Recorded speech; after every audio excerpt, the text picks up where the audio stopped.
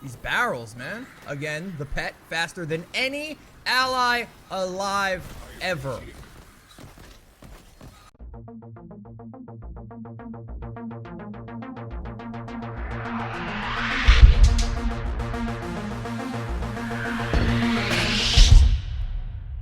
So please remember, I don't claim to be the best at this game. My build currently is what I like to use and what I've tested and played with all the way up to true Vault Hunter mode Mayhem 3, and it works efficiently and it's a lot of fun to use, and you become a very support orientated flak, which is a very rare thing in this game. Lastly, there are some weapons and mods and class mods that would definitely be better in this build, and some anointed weapons that I know exist, I've just never gotten to drop, that can fit this build a lot better. I just don't have them. So there's even a better version of this build if you can find the correct equipment. Sadly, my RNG is not good, so I haven't been able to get them. However, let's jump into the build. I just want to hit the key points here of exactly what we're doing. So first, we're going to be taking the Great Horned Skag.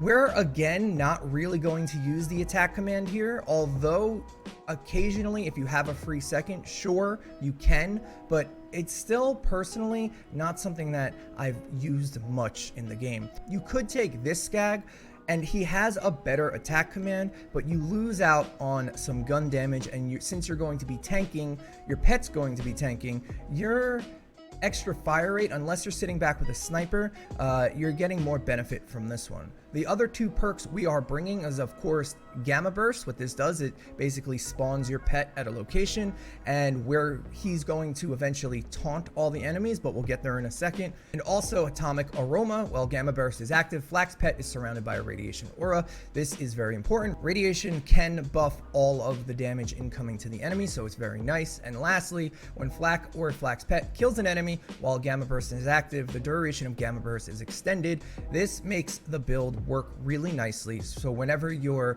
Gamma Burst is about to end, you're most likely about to get it back up. You could play more supportive here, and after using Gamma Burst, the Rift heals your teammates, but you have to invest too many points into the blue tree. And then this one here, not too bad, but you're getting more benefit from these two. So those are your action skills and modifiers that you want to bring. Let's take a look at the build itself. First, the main one here is Persistent Hunter. The Gamma Burst is on a kind of long cooldown, and you want it to last as long as possible, giving us 45% here. The next one we're going to do is Frenzy, the Shark. When Flak's pet deals damage, Flak and their pet gain a stack of Frenzy, increasing damage. This is important because it's going to stack with some other stuff. We're going to take a look at Hive Mind. When Flak takes damage, a portion of all damage they take is shared with their pet. Damage shared 15%. This is very important. This keeps you alive a lot more and is very, very, very strong. Lastly, we're going to take Mutated Defenses. When Flak's pet is at low health, it gains damage reduction and regenerates health. This is very, very strong. Your pet is going to be at 1% health a lot, and this will keep it up and able to tank more. To get to this tree, we had to add a couple points into Go for the Eyes, and I haven't touched this. You could switch these two perks around if you would like to, but this is currently how I have it set up. Lastly, when Flak's pet takes damage, the pet returns. I don't have this 15% return damage on something. You could use it. I'd rather put the perks somewhere else. Then this is where our damage comes from. Flak's damage, not the pet. We're going to take Furious Attack. This also stacks with Frenzy. So now we have two buffs that give us bonus damage. We're going to have 8 points into here. That's with our mod. Whenever Flak kills an enemy, the action skill cooldown is reduced. Very, very important. Once again, Gamma Burst is kind of a long cooldown. All my BFFs, allies share a portion of Flak's total health regeneration. Again, you're a support character, and Flak's pet shares twice the amount of health regeneration. Now, if you wanted to be more supportive, you could put the 5 points here instead of here, but playing as a character, especially solo, you're going to need some damage. This one, again, up to you. I personally love having a revive for my pet. It's faster than my teammates because Gearbox decided not to make it very identifiable when you're down, and my pet always revives me. He's faster than any teammate I've ever had. While moving, Flak constantly regenerates health and gains damage reduction or gun damage and fire rate when he's standing still. You can stand still. Your pet is going to tank almost everything on the map. We also have Hidden Machine. Again, everything's going to aggro to your pet, and you will have the bonus 30 damage almost constantly. Here we have, while above half health, Flak's gun damage and movement speed are increased. This is just a great perk for general gameplay. The movement speed increase is super, super awesome. Lastly, we take the capstone of the power inside. Flak and Flak's pet gain increased damage when Flak activates an action skill. If Flak is at full health, their increased damage is doubled. So you can get up to 50% bonus damage on top of Furious Attack, on top of Frenzy, and lastly, in the last tree, on top of Interplanetary Stalker. This is a bunch of bonus damage you're going to add. That leaves us with 1 point. You could do something and stick it here, Psycho Head on a stick, but your pet is not going to be moving a lot, and it kind of stays in one spot, to be honest. But you could put it here. I personally just stuck it here. This is how I've been running it. The extra chance to lower your skill cooldown on a crit, you're guaranteed to crit, at least with this ability here, like so. It's a decent build. It's a lot of fun to play, but remember, you're not going to be doing a ton of damage, but you are going to be able to control the fight. So let's jump into a random mission with random teammates on Mayhem 3 True Vault Hunter mode, so it's not like set up and my team's here and all of that stuff. We're just gonna jump in and try some stuff and see how well the build works. Lastly, let's just talk about 2 things here: your class mod and your other mod. I don't even know what this thing's called. Again, here we're going to use radiation efficiency. Atom Bomb Commander Planetoid gives us extra radiation efficiency, aura damage, aura burst damage, and aura burst radius. This, and then lastly, enhances the radiation status effect aura. Your Skag is going to have a ton of radiation damage and aura effects. It's huge. You'll see it in a second. And here, this is important as well. I'm not saying I have the best one by any means whatsoever, but you need one while Gamma Burst is active. Flak's pet taunts all enemies. That's kind of key here. Again, like I said earlier, not necessarily the best stuff, but something you can definitely look for. And lastly, there is an anointed perk that I do not have at all, cannot find it, where you gain increased radiation damage once Gamma Burst is active. I haven't found that weapon yet, sadly, but it does exist. So let's jump into a game. We're gonna try out our build. We're using something like the Flacker, the Hellwalker, the Cutsman, and the Venomous Train Chaos. All of these guns are fantastic. We're gonna jump into a game. I'll show you exactly how well the build works. Remember, we are playing supportive. We are immune to radiation damage due to our shield mod. It's something you might wanna check out as well if you can find this one, the CQC Red Suit. And yeah, let's jump into the game and be a supportive Flak and confuse everybody else in the game.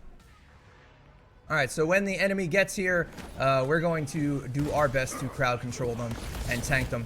Press F. We do have an Amara here, which is awesome. So now we have 2 crowd control characters. We'll see what we'll be able to do here. As you can see, I can just sit back. I don't have to move, gaining all of our buffs. If you look at the bottom, how many buffs we have. We have Firestorm grenades. This is actually going to be pretty easy. Nothing's attacking us. Nothing gets through, basically, our guy. Constantly applying that radiation debuff to all the enemies. It's real interesting when a boss and the Skag go head to head. Look at our cooldown. So ours is about to end if nothing spawns here fast enough. Man, I love Amaras. They are so... Ow! Alright, that hurt. And then here we go. Faster than any teammate alive. I'm telling you. I'm telling you. And look, check it out. We're back up, and our Skag, our Gamma Burst, is already back off cooldown. So it's super fast to be able to get it done. We hit pretty hard, especially if we're not moving or anything's not focusing us. Alright, I need to learn to stay away from barrels. No! My Skag is down. Gonna res our little boy here. And you still do a decent amount of damage. It's not like you do no damage. Well, not if you shoot them with immune stuff. That doesn't work. Death smiles. He's gonna let our Skag run rampant. Now, again, he's applying a buffed radiation aura. We just hit for 7,500 while moving on something. That's a lot better than I thought we were gonna do. A lot more damage than I thought we were gonna get with this kind of build. Like, this is true Vault Hunter mode. Again, in a random party, nothing's like set up here. We're using the Cutsman on flesh enemies, which is giving us a nice boost. Jesus, I hate this grenade. They need to nerf it, man. It makes the game unplayable. Alright, our Skag's off cooldown in 3, 2, 1. We're gonna throw him here. Oh, actually, now he's off cooldown. We're gonna throw him out there. When he comes out, if I didn't miss, he does a burst of energy. And then applies that debuff just to everything. As you can see, if you look on the bottom left, he's almost dead. But because of the perks we picked, he stays alive. And again, he's 1v1ing a badass Vischer Jabber right now. I mean, not 1v1ing per se, but allows me to stay alive though. I can keep still, get all these perks up. Man, we do a lot of damage. A lot more than I thought we were gonna do.